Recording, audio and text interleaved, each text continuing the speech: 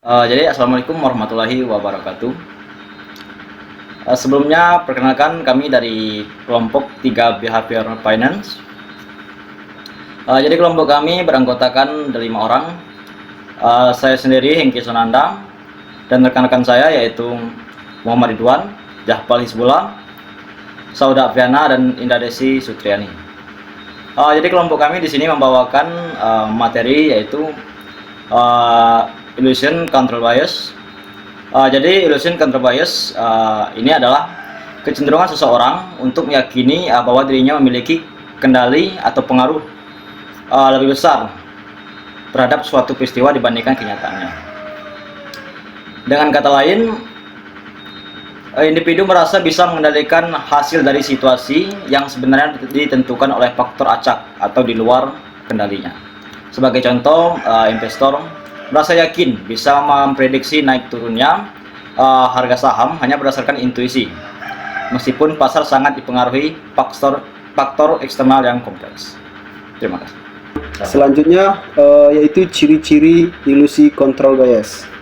Nah, ada beberapa ciri-ciri orang yang mengalami ilusi control bias ini. Yang pertama yaitu mereka biasanya terlalu percaya diri dalam memprediksi hasil, di mana biasanya mereka merasa bisa menentukan hasil dari situasi yang sebenarnya banyak dipengaruhi oleh faktor eksternal atau acap. Yang kedua, biasanya mereka menganggap keberhasilan itu sepenuhnya karena diri sendiri. Jadi mereka ini tidak banyak mengakui peran orang lain, faktor keberuntungan atau kondisi luar.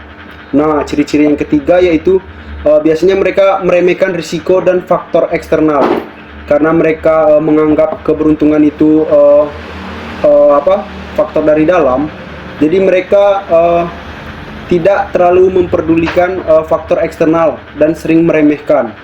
Yang keempat yaitu suka merasa lebih beruntung. Misalnya mereka percaya bahwa jika mereka yang menekan tombol atau melempar dadu ataupun memilih angka, peluang menang tersebut akan lebih besar dibanding orang lain yang melakukan hal tersebut. Terus yang selanjutnya itu biasanya ciri-cirinya itu mereka mengambil keputusan itu tanpa cukup data. Karena mereka merasa yakin bisa mengendalikan hasil, mereka sering mengabaikan analisis rasional ataupun informasi-informasi tambahan. Yang terakhir yaitu mereka biasanya membesar-besarkan pengaruh diri sendiri. Dalam tim atau organisasi, mereka merasa peran pribadi mereka itu lebih dominan dibanding faktor lain ataupun faktor eksternal. Mungkin sekian dari saya kembalikan ke selanjutnya. Nah, selanjutnya itu ada dampak dari illusion of control bias. Yang pertama itu ada kesalahan dalam pengambilan keputusan, di mana illusion of control bias ini dapat menyebabkan seseorang meyakini bahwa ia memiliki kendali penuh terhadap hasil dari suatu peristiwa, padahal kenyataannya banyak faktor yang di luar dari kekuasaannya. Nah, yang kedua itu ada kerugian finansial maupun bisnis, seperti misalnya dalam bentuk investasi gagal, strategi bisnis yang tidak tepat, atau alokasi dana yang tidak bijak, sehingga kerugian tersebut muncul karena keputusan tidak lagi didasari oleh perhitungan rasional, melainkan kepercayaan berlebihan pada kendali pribadi. Yang ketiga itu ada kekecewaan dan stres apabila kenyataan tidak sesuai dengan keyakinannya. Nah, saat kenyataan itu tidak sejalan dengan ekspektasi yang dibentuk oleh ilusi kontrol, individu akan mudah merasa kecewa. Nah, yang keempat itu ada mengabaikan faktor eksternal. Dengan mengabaikan faktor-faktor yang membuat analisis menjadi tidak komprehensif, sehingga keputusan yang diambil akan semakin rentan terhadap kegagalan. Oke, kemudian ada cara mengatasi illusion of control bias. Nah, yang pertama itu ada menyadari keterbatasan diri, dan kita mengetahui keterbatasan dari kemampuan kita, pengetahuan kita, maka dari itu kita bisa menjadi lebih realistis dalam menilai situasi. Kemudian yang kedua ada mengandalkan data dan fakta, karena setiap keputusan terbaik itu dibuat berdasarkan realitas bukan dari asumsi. Maka dari itu dengan kita menggunakan data, berarti kita itu berdasarkan keputusan pada statistik, tren historis, dan analisis risiko. Kemudian yang ketiga, kita mendengarkan masukan dari orang lain. Dengan ini kita bisa melatih kerendahan hati dan memperkaya informasi sebelum membuat keputusan. Oke, yang keempat itu ada menerima ketidakpastian.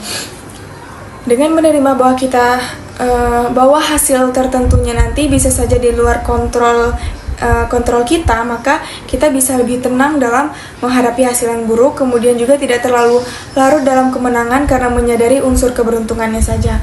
Kemudian yang kelima itu ada melakukan evaluasi diri. Dengan melakukan evaluasi diri ini, kita bisa lebih sadar lagi akan pola pikir dan kelemahan pribadi dari kita sendiri sehingga bias bisa dikoreksi secara bertahap. Kemudian yang keenam atau yang terakhir itu menerapkan manajemen risiko, di mana ini bisa membuat kita fokus pada apa yang bisa dikendalikan dan menerima bahwa sisanya itu adalah bagian dari risiko yang wajar. Oke, baik, di sini saya akan sedikit menjelaskan research review dari illusion control bias, yang mana ada penelitian yang baru diterbitkan pada Mei 2004 oleh Gerlin Vollner dari Max Planck Institute for Research into Economic System di Jena, Jerman. Dan penelitian itu berjudul Illusion of Control as a Source of Poor Diversification and Experimental Approach. Nah, Vollner meneliti bagaimana bias ilusi kontrol itu dapat mempengaruhi perilaku investasi. Nah, ia berhipotesis bahwa bias ilusi kontrol menyebabkan pergeseran modal ke investasi saham yang memberi kesan seolah-olah investor itu bisa mengendalikannya. Pertanyaan utamanya, apakah individu lebih banyak berinvestasi pada saham jika mereka merasa bisa mengendalikan peluang tersebut? Nah, hasil penelitiannya membuktikan bahwa hipotesis itu benar, yang mana dia menemukan bahwa orang lebih banyak menginvestasikan dana pada pilihan investasi yang memberikan mereka kesempatan untuk merasa bisa mengendalikan hasil, dan lebih sedikit pada pilihan yang tidak bisa mereka kendalikan. Nah, hal ini semakin kuat ketika mereka bisa memilih sendiri investasi mana yang ingin mereka kendalikan. Nah, kesimpulannya, penelitian Vollner ini menunjukkan bahwa investor itu lebih cenderung suka berinvestasi pada hal-hal yang mereka pikir itu mereka bisa kontrol, seperti itu. Nah, padahal kenyataannya investor itu tidak bisa mengendalikan hasil dari investasi tersebut, hanya bisa memutuskan apakah mereka akan berinvestasi atau tidak. Nah, karena itu praktisi seperti penasihat keuangan harus menyadari kecenderungan ini dan meluruskan pemikiran investor agar tidak salah mengira bahwa mereka bisa mengendalikan hasil investasi. Sekian dari saya, terima kasih. Wassalamualaikum warahmatullahi wabarakatuh.